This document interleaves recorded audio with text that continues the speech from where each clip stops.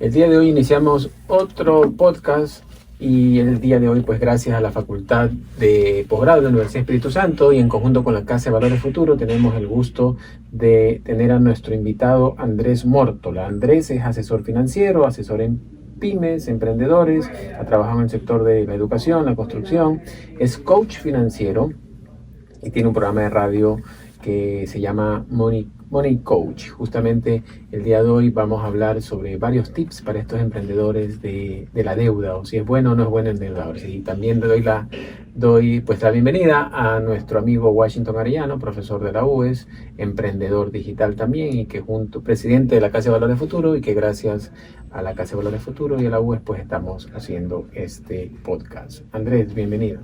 César, muy buenos días, Washington, buenos días. Muchas gracias por la invitación. Gustoso de poder compartir conocimientos y experiencias, más que nada en el tema de finanzas o educación financiera. Siempre vale contar las experiencias, más que la teoría. La teoría sirve en una parte, pero la experiencia es la que te va a ayudar a cambiar la vida. Excelente, bienvenido Andrés. Nosotros estamos muy contentos de tenerte en este episodio y la verdad es que esto es un reto muy bonito que tenemos al construir contenido de valor, ¿verdad? Para poder educar, para poder compartir experiencias, como tú dices, a las personas que recién están dando sus primeros pasos dentro de las inversiones o dentro del mundo de las finanzas, ¿verdad? Y cuando hablamos de las finanzas, Andrés, como tú sabes, tenemos finanzas empresariales y tenemos finanzas personales, ¿verdad? Entonces, creo que las personas queremos conocer sobre más de finanzas personales en ese caso, y ver sobre temas de inversión, temas de ahorro, temas de financiamiento, ¿no? Y creo que uno de los dolores de cabeza de las personas siempre es que tienen muchas cuentas por pagar y tienen menos ingresos, tal vez, ¿verdad? Entonces, hablemos un poquito de la deuda, si te parece bien, ¿no? La deuda, en sencillas palabras, ¿qué sería la deuda? ¿Deuda es buena? ¿Deuda es mala? ¿Deuda es pedir prestado de dinero? ¿Cómo se utiliza la deuda? Bueno, digamos que el término más comercial o el término real es el crédito, ¿no? Y sabemos que el crédito en sí es bueno si lo sé usar de forma correcta, si lo sé usar de forma planificada, porque el crédito me va a ayudar a mí a poder comprar una casa, poner un emprendimiento, estudiar, ¿no? Y todo eso son inversiones, digamos, que nos van a permitir en un futuro tener un mejor estilo de vida. Entonces, empezando, si utilizamos la palabra crédito, el crédito es beneficioso si lo sé usar de forma planificada y de forma ordenada. ¿Cuándo se convierte en deuda? Cuando soy desordenado. Cuando soy desordenado, cuando no he planificado correctamente, y en ese aspecto la deuda se convierte en un peso, ¿no? En un peso que no me permite a mí tener un estilo de vida como quisiera, ¿no? Un estilo de vida tranquilo. La deuda en sí, digamos que es el nombre comercial, yo diría que un poco maligno, digamos, para decir, no, la palabra correcta es el crédito, y el crédito bien usado en sí me va a ayudar a mí a poder crecer personal o financieramente, en un proyecto de inversión, en un emprendimiento, en comprarme una casa, tener una seguridad como un carro que me permita movilizarme. Cuando yo tengo que comenzar, o qué necesito tener antes de empezar un crédito, necesito tener planificación, necesito tener cautela, ¿no? Porque muchas veces nos dar una tarjeta de crédito. Yo siempre cuento mi primera experiencia con mi tarjeta de crédito, cuando me gradué de la universidad, en el año 99, ya más o menos para que saque mi edad. Uh-huh. Me obsequiaron una tarjeta de crédito del banco y lógicamente recién iba a empezar a trabajar. Entonces yo, como soy fanático del heavy metal, me fui al Mall del Sol, a la casa de discos, y me compré todos los discos que tenía, el cupo que tenía mi tarjeta, ¿no?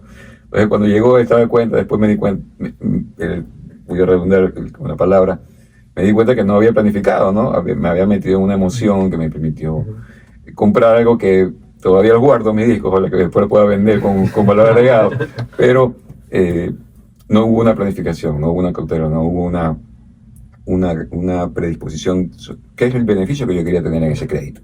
Entonces, en sí, necesito tener eso, planificación, ser cauteloso. Perfecto. Tener planificación, ¿no? Si me voy a meter en un crédito, ¿para qué lo voy a hacer? Ahora, puede ser que está bien, muy bien la planificación y demás, pero a veces ocurren situaciones que no tenemos bajo control. Entonces, digamos que hablando de finanzas personales o finanzas familiares, había hecho una inversión, el negocio no me fue bien, lo tuve que cerrar, me quedé con una deuda, ¿verdad? O con créditos por pagar, para hablar en propiedad, y por otro lado, pues resulta que a mi esposa la sacaron del trabajo, es decir, que el ingreso de alguna otra forma familiar se ve afectado. Entonces, Correcto. me encuentro con una situación real, cuentas por pagar, independientemente de lo que sean, y por otro lado, se disminuyó el ingreso. Bueno, ¿qué hago entonces? La tormenta perfecta. La tormenta perfecta, pero claro, que se puede salir. El tema es, ¿qué tips nos puedes dar en situaciones que son reales, ¿no? Porque eso ocurre en la sociedad ecuatoriana. ¿Y qué tips nos puedes dar cuando me quedé con una deuda por lo que sea, o por mala planificación, o por lo que sea, o porque me fue mal en un negocio y por otro lado cayó el ingreso? ¿Por dónde empiezo? Porque ahí empieza un poco esa salud financiera. La emoción empieza a jugar en contra y probablemente me iba a tomar peores decisiones. Correcto. Tú puedo contarte hacer una historia. En el año 2009, yo, cuando todavía éramos amigos con Washington, yo emprendí un restaurante. Uh-huh. Un restaurante que según mi planificación me iba a costar $6,000, terminé gastando $15,000. Uh-huh. Y mientras yo no quería que se muera el restaurante, seguías invirtiendo. Seguí invirtiendo hasta que me di cuenta ya no puedo más. ¿No? Tenía 34 años, no tenía un sueldo muy alto. Me decidí, lo hice por medio de deuda. Entonces me llegó un momento en que tuve que tomar la decisión de dejar las cosas, porque hay un momento que tú tienes que tomar la decisión, ¿no? Hasta aquí llegué. Entonces tuve que dejar y asumir esa deuda. Y yo dije, bueno, con el sueldo que tenía en ese momento me voy a tardar 5 o 8 años en pagarla, pero voy a tener una tranquilidad. Ok. ¿Qué hice en ese momento? Bueno, comencé, primero la calma. La calma, porque si tú te desesperas con esta tormenta perfecta que tú mencionaste, César, comienzas a tomar decisiones un poco que son duras, ¿no? Uh-huh. Igual tienes que tomar decisiones duras, como por ejemplo, en ese momento hablé con mi familia y dijimos, bueno, nos vamos a ir de vacaciones por 2 años. Uh-huh. Tuve que vender mi carro, tenía un carro que no era tan nuevo, pero era mi movilización, entonces tuve que venderlo y comprarme un carro más económico. Y esas decisiones a veces nos cuesta tomar, ¿no? Porque al final las finanzas personales son decisiones, y a veces son decisiones que nos cuesta tomar. Sacrificios. Sacrificios que tienen que hacer. Entonces, organizar mi presupuesto, tuve que hablar con la institución donde estaban mis hijos. Para mí la educación era primordial, entonces les expliqué la situación, me hicieron un descuento Uh-huh. por un tiempo determinado. En ese tiempo con mi esposa tomamos la decisión de bajar de ciertos rubros. Ella en ese momento tenía un emprendimiento, vimos que podíamos sacarle un poquito más de dinero y lógicamente también buscar nuevas fuentes de ingresos. Yo creo que esa parte es importante.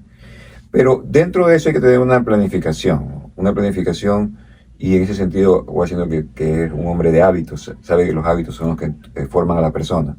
Esos hábitos son los que te ayudan a que, si sea que al día siguiente no tengas trabajo, te levantes, te vistas como que vas a trabajar, planifiques las reuniones, realices tus actividades, hagas los contactos que tengas que llamar, porque algunas de esas cosas van a resultar. Entonces, esta tormenta perfecta hay que tener el primer criterio de que no dura toda la vida. Al siguiente día va a salir el sol. Uh-huh. Pero para eso también necesitas movilizarte, ¿no? Necesitas tener agilidad. Entonces, y tener ciertos tips o tener ciertas actividades que te permitan ahí comenzar a salir de ese hueco en el que estás. En este caso, en esta tormenta, bueno, buscar un nuevo trabajo. En este caso, reducir un poco los gastos. Uh-huh. Buscar, yo creo que una de las cosas que yo he aprendido, y aquí con Washington, que hemos conversado muchísimo, el tema de tratar de buscar siempre generar nuevos ingresos, ¿no? Generar nuevos ingresos para que sean ayudas de todos lados. En el momento que tengas... Lo bueno de estas tormentas perfectas es que te dejan una experiencia. Uh-huh. Una experiencia que si tú la supiste aprender, la supiste concientizar, no te va a volver a suceder de la misma forma. Entonces, cuando tú te vuelva a pasar, porque la vida es así, ¿no? Te puedes quedar sin trabajo, te puede ir mal en el negocio, te puede venir la pandemia, te puede venir lo que nos hemos pasado estos últimos meses, y entonces tú vas a poder reaccionar de forma adecuada. Entonces siempre, en ese sentido, es importante que uno tenga el criterio o la experiencia para poder, primero también conversar con tu familia, ¿no? Es importante que la familia también esté asociada a estas decisiones. Entonces, importantísimo, ¿no? Ordenar mejor su presupuesto, se puede hacer pequeños ajustes, tomar decisiones que puedan ser duras, ¿no? Inclusive hay personas, alguna vez me tocó asesorar a una familia que estaba con bastantes deudas, era una pareja ya de tercera edad. Entonces yo le decía, ¿y usted dónde viven? Viven en una casa con 8 cuartos. ¿Y tus hijos dónde viven? Viven todos en Europa. ¿Y por qué no vienes a la casa y pagas las deudas? No, es que es mi casa que todavía... Claro. Son decisiones que nos cuesta tomar. Entonces son partes que tenemos que comenzar a tomar y a manejar emociones, que es lo más complicado en las finanzas. Importante, ¿no? Mantener la calma, ¿verdad? De ahí poder ajustarse, hacer sacrificios. Creo que eso nos toca a todos, ¿no? En esas situaciones. Y tal vez el ego no nos permite reducir esos costos, ¿no? Por llevar un estilo de vida que tal vez no es sostenible, ¿no? Y esto va porque tomamos decisiones de comprar cosas que tal vez no necesitamos, ¿no? Entonces desembolsamos recursos, gastamos más para poder ser dueños, sentirnos dueños de algo que verdaderamente tal vez no nos maximiza valor o no nos genera más ingresos, ¿no? Sino que sigue siendo una constante salida de dinero. Correcto. No es fácil porque a mucha gente nos cuesta tomar decisiones, ¿no? Venderte un carro, vender tu casa toda la vida, o cerrar tu negocio, ¿no? Por ejemplo, en el caso que tenía, me da pena cerrar mi negocio, mi restaurante era vacancísimo. Era casi que tu sueño, que tienes que renunciar a ese sueño. Así es. Pero yo me ubiqué en un nicho donde no era el nicho adecuado. Claro, aprendí, entonces es importante. Andrés, un poco, en algún momento hablábamos con Washington y la gente que está sufriendo este tipo de situaciones, que seguramente serán muchos de nuestros oyentes, llega la tarjeta, llega el estado de cuenta y le corro el estado de cuenta. Me están llamando y no contesto, porque yo sé que hay una bola ahí que está grande, que no quiero asumir esa responsabilidad, ¿verdad? Y también a mí me gustaría que nos compartas un poco de lo que a ti te toca asesorar, de lo que tú ves en tu realidad, en tu práctica profesional como coach, y también para dar un poco de tranquilidad, ¿verdad? O sea, no somos los únicos ni somos los primeros que están viviendo situaciones de esa forma. Hay muchísimos casos y hay muchísimos casos peores, ¿verdad? Entonces, y me gustaría que nos des algunos ¿cuál es la media de lo que tú atiendes? Por más media que sea, sigue siendo cosas que se superan, que salen. O sea, hay gente que se preocupa porque debe 30,000, pero hay gente que ve 2 millones y el de 2 millones ha salido más rápido que el que debe 30,000, por dar un ejemplo, ¿verdad? ¿Qué es lo que tú nos puedes contar de esa realidad del ecuatoriano frente a esta problemática? Bien, en eso mucho tiene que ver la mentalidad, ¿no? Porque si tus pensamientos están en que ya estás endeudado, no vas a poder pagar nunca, acuérdate que los pensamientos se convierten siempre en emociones, en sentimientos, y esos sentimientos se convierten en acciones, y esas acciones se convierten en tus hábitos, y tus hábitos se convierten en tu destino.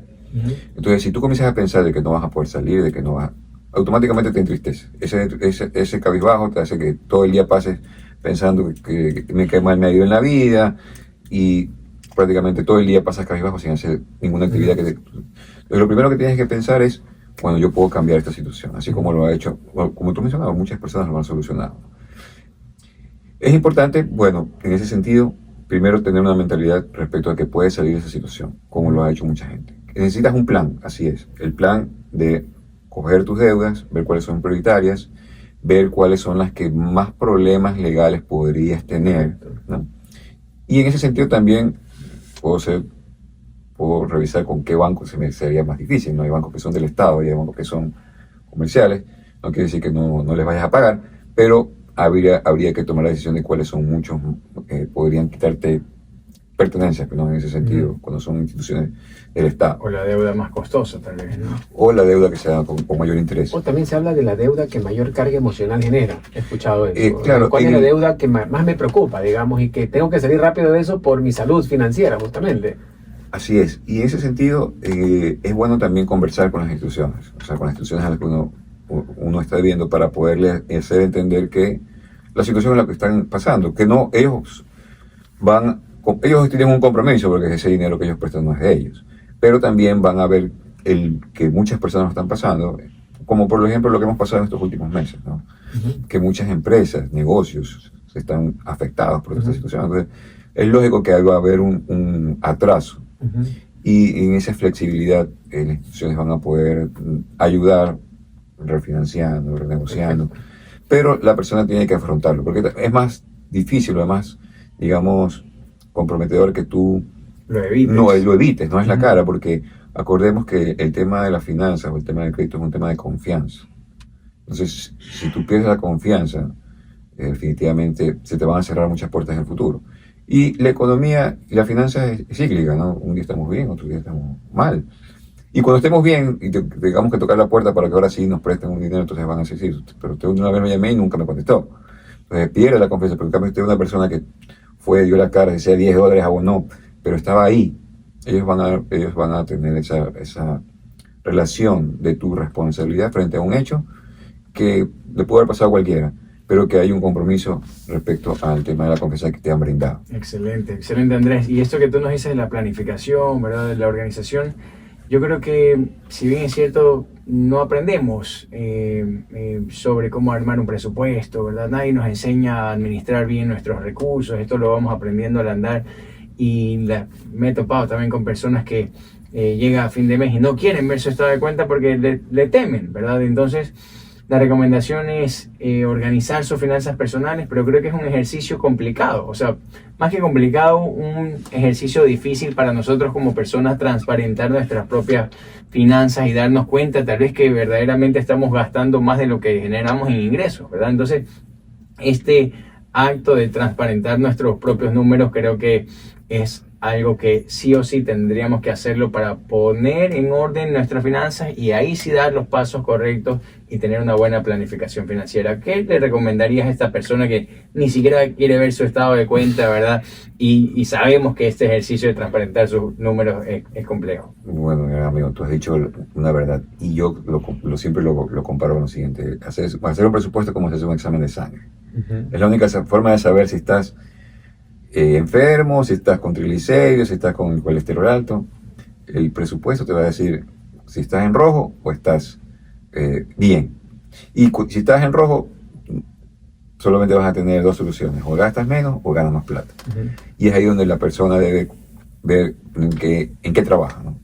Si trabaja en disminuir sus gastos o si quiere mantener ese estilo de vida, que me ha pasado. Yo he visto familias que me dicen, bueno, lo que pasa es que mi esposo cerró el negocio y mi presupuesto está en rojo, pero mis hijos están estudiando en Europa, no los voy a regresar cuando les faltan 2 años para terminar. No, yo voy a generar más ingresos. Me tocó alguna vez con una compañera de televisión, me dijo, sí, pero yo no voy a ir a los pueblos a ser presentadora, a ganarme un adicional los fines de semana, hasta que mi esposo pueda regresar con su negocio. Entonces, nuevamente hablamos de las decisiones. Si yo quiero mantener un estilo de vida que a mí me gusta tener, ok, tengo que pagar el precio. Y lo que pagar el precio resulta que tengo que trabajar a lo mejor un tiempo más hasta que las cosas vayan funcionando. Y aquí hay un tema importante también, basado en lo que justamente mencionaba Washington, que acabas de mencionar tú. Estaba tranquilo de pronto, o estaba contento, entre comillas, gastando más de lo que me ingresaba. Entonces estaba en una situación plena, digamos así. Me doy cuenta, hago ese acto, digo, no, a ver, tengo que parar. Y resulta que me doy cuenta que hay cosas que sí, hay cosas que no. Y pasar de esa plenitud a ese sacrificio, yo también creo que es un acto importante que la persona tiene que asumir, porque como tú decías, tiene que estar dispuesta a dejar algo que no necesariamente, o mejor dicho, que nos gusta, que nos atrae, que nos llena, pero lo estoy dejando por algo que va a ser mucho mejor. Entonces, ese sacrificio también creo que tiene que ser parte de la mentalidad que tiene que tener las personas, de que tiene que estar dispuesto a sacrificar. Porque ganar nuevos ingresos en una situación súper compleja, a ver, ¿cómo yo gano ingresos si yo sé que yo ahorita estoy a full, que no tengo tiempo, que siempre hay... Claro. Cuando puedo decir, ok, me voy. Es un poco cambiar la forma de pensar. Es decir, si antes no podía generar ingresos, ¿por qué no lo puedo hacer ahora? ¿Me explico? Y empiezo a abrir, tocar puertas, esfuerzo, que en algún momento va a llegar y se va a conseguir.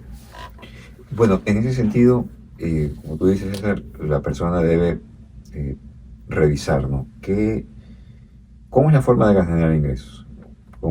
Yo tengo mi experiencia o tengo mis habilidades, ¿no?